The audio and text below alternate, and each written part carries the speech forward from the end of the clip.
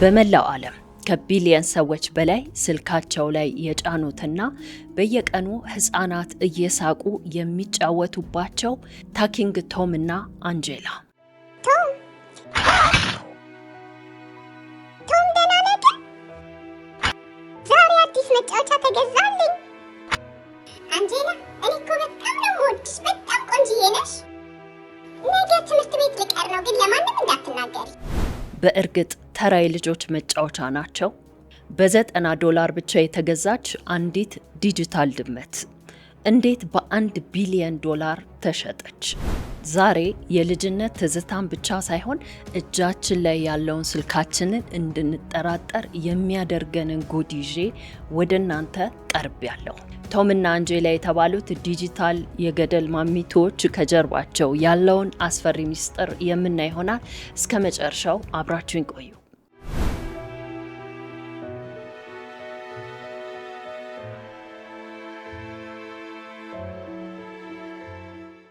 በቅድሚያ የቶም እና አንጄላን አፈጣጠር እንመልከት። በኢንተርኔት ላይ በስፋት እንደሚወራው እነዚህን ድመቶች ወይም ቶም እና አንጄላን የሰሩት የአእምሮ በሽተኞችን ወይም ህፃናትን የሚያድኑ ወንጀለኞች ናቸው የሚል ወሬ በስፋት ሲወራ ነበር። ነገር ግን እውነታው ይህ አይደለም። ሳሞሎጊን እና ኢዛሎጊን የተባሉ የስሎቫኒያ ተወላጅ ባልና ሚስቶች እንደ ኤሮፓውያኑ አቆጣጠር በ2010 ዓመተ ምህረት አውትፊት 7 የተባለ ኩባንያ አቋቋሙ። ከዚያ በፊት የሰሯቸው 6 አፕሊኬሽኖች ሙሉ ለሙሉ ከስራው ስለነበር ይህ የመጨረሻ ሙከራቸው ነበር። የሚገርመው መጀመሪያ ላይ ሳሞሎጊን የቶምን 3D ምስል ከኢንተርኔት ላይ የገዛው $90 ብቻ ነበር። እንደሚገመተው ዓላማቸው ህፃናት ማይክሮፎኑን ተጭነው የሚናገሩትን ቃል በቃል የሚያስተጋባ የዋህ ድመት መፍጠር። ዛሬ ብዙ ቸኮላት በልቼ ጥርሴን አሞኛል። ለአባዬ ግን እንዳትነግርብኝ። ነገ ደግሞ አያቴ መታ ትወስደኛለች። በጣም ነው ደስ የሚለው። ከአንድ ዓመት በኋላ በ2012 ዓመተ ምህረት ደግሞ ሴት ህፃናትን የምትስበውና በጣም ማራኪዋ ድመት ታኪንግ አንጄላ ተፈጠረች። ልብሶችሽ ያማምራሉ። አንቺና ቶም ግን ከየት ነው የመጣችሁት? መቼ ተጋባችሁ? ልጆችስ አሏችሁ? ነገር ግን ጨዋታው በደመቀ ቁጥር ከበስተጀርባው የሚሰበሰበው ሚስጥር እየከበደ ሄደ። በ2013 እና 14 በቢሊየን የሚቆጠሩ ህፃናት ይህንን ጨዋታ በስልካቸውና በታብሌታቸው ላይ እያደረጉ መጫወት ጀመሩ። በዚህን ጊዜ ነበር የታኪንግ አንጄላ ስም በከፍተኛ ሁኔታ መጥፋት የጀመረው። አንዲት ማሪታ የተባለች አሜሪካዊት እናት በፌስቡክ ላይ ይህ አፕሊኬሽን ልጄን የት እንደምትኖር እንደዚሁም ወላጆቿ የት እንዳሉ ጠይቋታል። ሲቀጥል በታኪንግ አንጄላ አይን ውስጥ የሰው ምስል ይታያል። ህፃናት ልጆቻችሁን ጠብቁ የሚል አስደንጋጭ መልእክት አስተላለፈች። ይህን ጽሑፍ በሚሊዮን የሚቆጠሩ ግለሰቦች ሼር አደረጉት።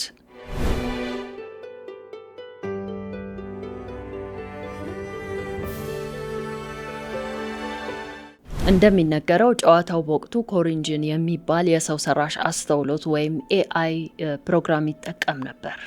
ይህ ፕሮግራም ከሰዎች የተነገሩትን ቃላት እየወሰደ ራሱን የሚያሰለጥን ነበር። አዋቂዎች ይህንን ጨዋታ ሲጫወቱ መሳም ትችያለሽ ወይም ደግሞ የሴት ጓደኛ አለሽ የሚሉትን ቃላቶች ሲጽፉ አፑ እነዚህን ቃላቶች አጋብቶ ለህፃናት መመለስ ይጀምራል። ይህ የቴክኖሎጂ ስህተት ደግሞ ከጀርባው ሌላ ሰው አለ የሚለውን ወሬ እንዲስፋፋና ሰዎች ላይም ጥርጣሬ እንዲያድር አድርጓል። እነዚህ እንግዲህ በኢንተርኔቱ ዓለም በሰፊው ሲወሩ የነበሩ ናቸው። ነገር ግን ከታኪንግ ቶም እና አንጄላ ጀርባ ያለው እውነተኛውና አስፈሪው ሚስጥር ምንድን ነው?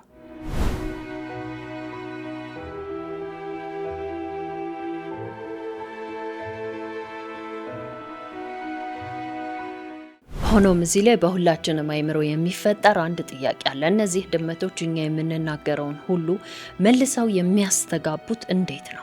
ሁልጊዜ ማይክሮፎናችንን ክፍት አድርገን ስንናገር ድመቶቹ ድምጻችንን ሪከርድ ያደርጋሉ፣ የአነጋገር ፍሪኩዌንሲያችንን ይተነትናሉ፣ ከዛም ድምጻቸውን ቀይረው መልሰው ያሰሙናል።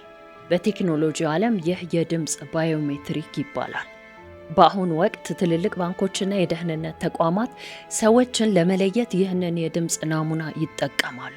በሚሊዮን የሚቆጠሩ ህፃናትና አዋቂዎች በየቀኑ በዚህ አፕሊኬሽን ሲናገሩ ኩባንያው የዓለምን ህዝብ የድምፅ ፊርማ በነፃ የመሰብሰቢያ ትልቅ መሳሪያ አደረገው።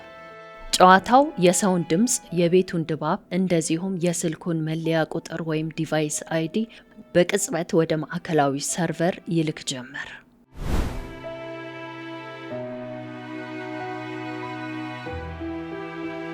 ዛሬ ትምህርት ቤት ከባድ ጸብ ተነስቶ ነበረ። እኔ ግን አልተደባደብኩም። ሌላው አደገኛ ጉድ በ2017 ዓመተ ምህረት ታኪንግ ቶም እና አንጀላን የፈጠረው አውትፊት 7 የተባለውን ድርጅት ባለቤቶቹ ለመሸጥ አሰቡ። ሽያጩ የተጠናቀቀው በአስደንጋጭ ሁኔታ $1 ቢሊዮን ነበረ። አስባችሁታል? ቅድም እንዳልነው ይህንን ኩባንያ ሲያቋቁሙ የታኪንግ ቶምን 3D ምስል ከአንድ የኢንተርኔት ዌብሳይት ላይ $90 ነው የሸመቱት። ከ3 እና ከ4 ዓመታት በኋላ እንዴት $1 ቢሊዮን ሊሸጡ ቻሉ? የገዛውም ዠጂያንግ የተባለው የቻይና ታዋቂ የኬሚካል አምራች ኩባንያ ነበር። እዚህ ጋር ለማመን የሚከብደው አንድ ግዙፍ የቻይና ኬሚካል አምራች ካምፓኒ እንዴት የልጆች የድመት ጨዋታን $1 ቢሊዮን ሊገዛ ቻለ?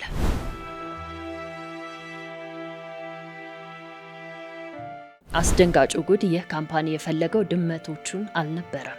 ድመቶቹ በዓለም ዙሪያ በቢሊዮን የሚቆጠሩ ህፃናትና አዋቂዎች ስልክ ላይ የሰበሰቧቸውን ዳታዎች ወይም መረጃዎች ነበረ ይህ ካምፓኒ የሚፈልገው። የስልኮችን መለያ፣ ድምጾችና የተጠቃሚውን ባህሪ። ለቻይናውያን ትልቅ የቴክኖሎጂ የበላይነትን የሚሰጥ ሚስጥራዊ ሀብት ነበር። ይህ ብቻ አይደለም ጉዱ፣ ገና ያልሰማችሁት ጉድ አለ። እስከ መጨረሻው አብራችሁን ቆዩ።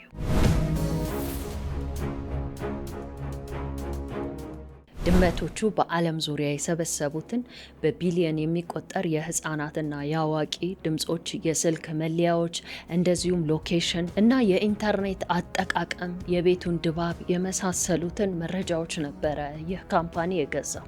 ሌላው ጨዋታው በነፃ የወረደ ቢሆንም ውስጡ ያለው የማስታወቂያ አገባብ ግን ህፃናትን ያጠመደ ነበር። ህፃናት ጨዋታውን ሲጫወቱ ሳያውቁት የባንክ ካርድ ተጭነው እስከ $100 የሚደርስ የውስጥ እቃዎችን እንዲገዙ የሚያስገድድ ዳርክ ፓተርንስ ወይም ደግሞ አታላይ የዲዛይን ስልቶች ነበሯቸው። የህፃናትን ትኩረት የሚሰርቁና ለዕድሜያቸውም የማይመጥኑ የሶስተኛ ወገን ማስታወቂያዎችም በብዛት ይታያሉ። መች ነው ከስክሪን ወጥተህ ማገኘህ? በጣም እኮ ነው የምወደህ። ነገ ትምህርት ቤት ልቀር ነው፣ ግን ለማንም እንዳትናገሪ። ከዚህ በኋላ ጉዳዩ ፍርድ ቤት ደርሶ ተረጋገጠ። የተለያዩ የክስ ሂደቶችም ይሰሙ ጀመር። CCFC የሚባልና በአሜሪካን ሀገር ህፃናት ለንግድ ብዝበዛ ወይም ለእንደዚህ መሰል የሞባይል አፖች እንዳይጋለጡ የሚያደርግ ትልቅ ተሟጋች ድርጅት ነው። ድርጅቱ እንዳረጋገጠው ታኪንግ ቶም እና አንጄላ የህፃናትን ድምፅ እንደሚቀዱ፣ እንደዚሁም የስልኮቻቸውን መለያ ወይም ዲቫይስ አይዲ እንደሚወስዱ፣ ይህንን መረጃ ለሌሎች ማስታወቂያ ኩባንያዎችና የመሳሰሉት አሳልፈውም እንደሚሰጡ አረጋገጠ። ያገኘውን መረጃ ለፌዴራል መንግስት በማቅረብ ይፋዊ ክስ መሰረተ። ሌላው CDD ነው፣ የዲጂታል ዲሞክራሲ ማዕከል የተባለው ተቋም። በዓለም አቀፍ ደረጃ የህፃናት መብት እንዲከበር የሚሟገት ድርጅት ነው። እነዚህም በተመሳሳይ መልኩ አውትፊት 7 የተባለው ኩባንያ ህፃናትን የማታለያ ወጥመድ ዘርግቷል የሚል ክስ ነው ያቀረቡት። እዚህ ክስ ላይ ደግሞ ህፃናቱ ጨዋታውን በሚጫወቱ ጊዜ ሳይገነዘቡት የሚመጡት ማስታወቂያዎች የባንክ ካርድ ወይም የግል መረጃቸውን እንዲሰጡ የሚያስገድድ ዳርክ ፓተርንስ መሆኑን በማሳየት ክሱን አጠናከሩት።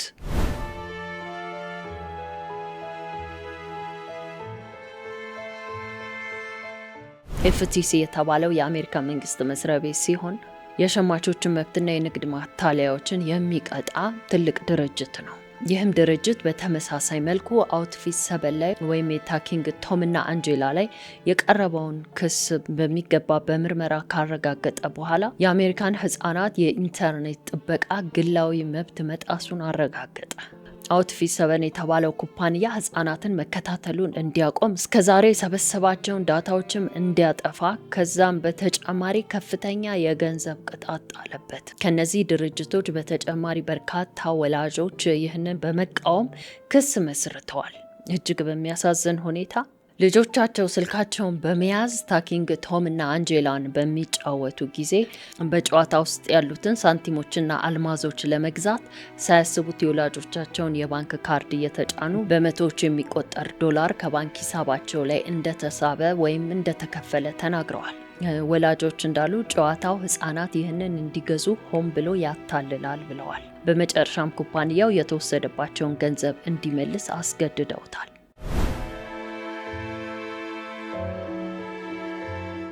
እድሜው ከ13 ዓመት በታች ለሆነ ህፃን የግል መረጃ አሰባሰብ እንደዚሁም የሶስተኛ ወገን ማስታወቂያዎች ይቆማሉ። የታኪንግ ቶም ጨዋታዎች ድምፅን ቀርጸው በዛው ቅጽበት ከማሰማት አልፈው ድምፁን በካምፓኒው ሰርቨር ላይ እንዳያስቀምጡም ተከልክለዋል። ካምፓኒው ከጅምሩ ጀምሮ እነዚህ መሰል ክሶች ቢጋረጡበትም የገንዘብ ቅጣቱን ከፍሎና አሰራሩን አሻሽሎ ብቅ ብሏል። ታኪንግ ቶም ኤንድ ፍሬንድስ የሚል ካርቶን ፊልም አዘጋጅተው በቢሊየን የሚቆጠር ቪውስ አላቸው። እንደዚሁም የንግድ እቃዎች የቶም እና የገርል ፍሬንዱ አንጄላ ምስል ያለባቸው አልባሳት፣ እንደዚሁም የህፃናት መጫወቻዎች፣ ቦርሳዎች የመሳሰሉት ላይ ምስላቸውን በመለጠፍ ከፍተኛ ቢዝነስም እየተሰራባቸው ነው። በተለይም ዠጂያንግ የተባለው ግዙፍ የቻይና ካምፓኒ አውትፊት 7 የተባለውን የታኪንግ ቶም እና አንጄላን አፕ ከገዛ ጀምሮ 10 ቢሊዮን የሚሆኑ ሰዎች በዓለም ደረጃ አውርደውታል። ይህም ቀላል ቁጥር አይደለም። በዓለም ላይ ካሉ እጅግ ግዙፍ የሞባይል ጨዋታዎች መካከል አንዱ በመሆን ቀጥሏል። ጨዋታው ተቀይሯል እንዳልነው፣ አንዳንድ ሪስትሪክሽኖችም ተጥለዋል ከክሱ በኋላ። ነገር ግን አሁንስ ምን ያህል አስተማማኝ ነው የሚለው ግን ጥያቄ ምልክት ውስጥ ሊገባ የሚችል ነው። ዛሬ አዲስ መጫወቻ ተገዛልኝ። አንተ የምትነግረኝ ምስጢር የለህም? ምን እንደማወራለህ? አንቺና ቶም ግን ከየት ነው የመጣችሁት? መቼ ተጋባችሁ? ይህን ይመስላል ውድ ቤተሰቦች፣ እጅግ የዋህ አድርገን የምናያቸው ታኪንግ ቶም እና ገርል ፍሬንዱ አንጄላ ከጀርባቸው እጅግ የማይታመን ለአመታት ሲሰሩት የኖሩት የዲጂታል ሴራ ይህንን ይመስላል። እናንተስ በሰማችሁ ታሪክ ላይ ምን ሀሳብ አስተያየት አላችሁ? አብዛኞቻችን በዲጂታሉ ዓለም በነፃ ሊሆን ይችላል ወይም ደግሞ ገንዘብ ከፍለን አውርደን የምንጠቀምባቸው አፖች ላይ ትልቅ ጥንቃቄ ማድረግ እንዳለብን ነው። አሁን ላይ እየታዩና እየተሰሙ ያሉ ክስተቶችም የሚጠቁሙን ይህንን ነው። ለቻናላችን አዲስ የሆናችሁ ሰብስክራይብ ማድረግና ቪዲዮ ላይክ ማድረግ እንዳይረሳ። በሚቀጥለው በአዲስ ፕሮግራም እስካገኛችሁ ባይ ባይ።